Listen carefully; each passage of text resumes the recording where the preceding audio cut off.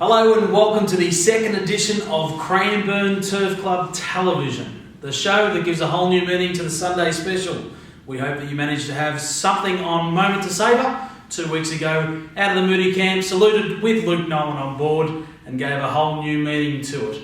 We hope today we can do exactly the same thing so that you can have some of your hard-earned. Stay tuned as we talk to those in the know. Joined now by Ben Spearings, the track manager here. Ben, there's been an overwhelming response to your appearance 2 weeks ago on the first episode.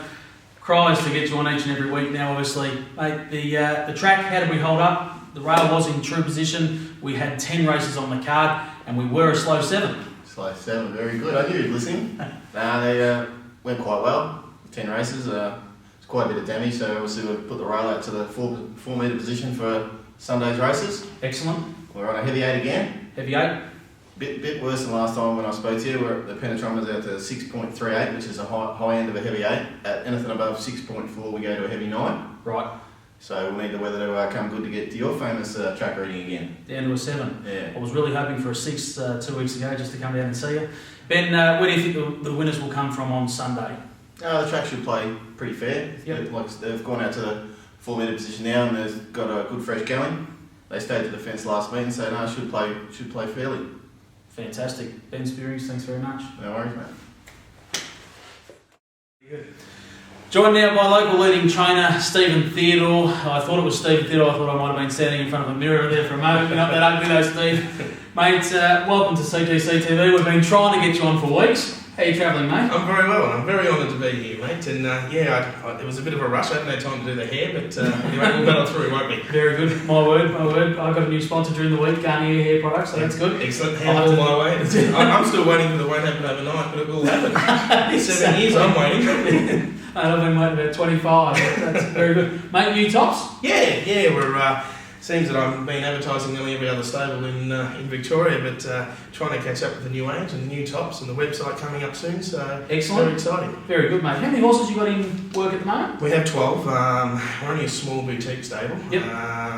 Numbers aren't really our thing because we do a lot of travelling and a lot of border hopping to New South Wales and Adelaide, taking where they can win. So yeah, we sort of stay around the 12 and about 40 on the books. You've just taken my next line actually, because I was going to ask, obviously due to the price increase of petrol, that you finally come to Cranbourne this weekend. Yeah, it's a rarity. There's Warrnambool on the same day, and most people get surprised when I'm not the opposite end of the state. Yeah, fantastic, mate. You've obviously had some fairly good success over the last couple of weeks. Mate, can you summarise what happened yesterday? Yes, a topical tip summarised in the middle of winter. Put it this way, the horse will be running next Wednesday at Sandown, and one Damien Oliver's booked to ride the horse. Beautiful. So I think we'll leave it at that, and the punters can probably, if they did their money yesterday, get their money back next Wednesday. Very good, and obviously you made the trip up to Swan Hill recently.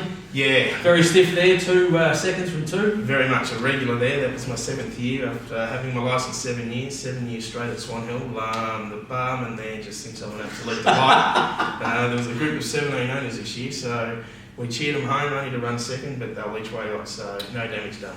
Very good. All right, Steve, well, we're going to talk about a couple of runners on Saturday at Ararat.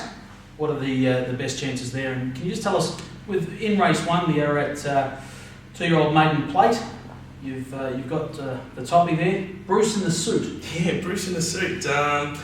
Flash and Doe, same Synagogue this bloke, and 2 years ago at the Magic Millions, I had him in the Country Cup there, and they all around and said, what was the dress code? And I said, no, it's the Gold Coast. It'll be hot, short shirt, that'll be sweet. So everybody wore shorts and shirts except for Bruce, who's from Perth. He wore a suit, and when the horse obviously won the Magic Millions Country Cup, he was the only one allowing the members to collect the trophy. We all had to wave to him from the sidelines, so that's how Bruce in the suit got named. Good on you, Bruce. Bruce in the suit, fantastic. What are the chances there with Brian Higgins on board? He's a nice horse, 2-year-old debuting on a heavy 10, drawn 14 and 14. He's got a lot against him. If he doesn't win Saturday, he's one to mark down in the future book. Very good. And will we see the same sort of speech by Brian Higgins as he gave on Hexie Legs down at Warrnambool? It was one of the best speeches I've heard. I love you, Bubby.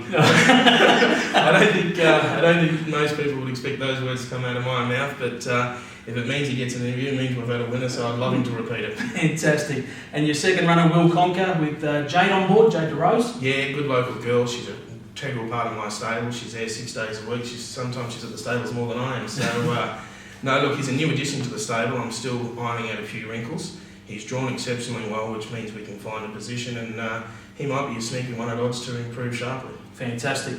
And of course, here on Sunday, we've got the track basically going to be an 8. We have Courtier with Higgins again riding here on Sunday. What are the chances? Courtier, something the kids used to say to me playing Tiggy at school a lot. I wasn't real quick in the handling days. First start for me.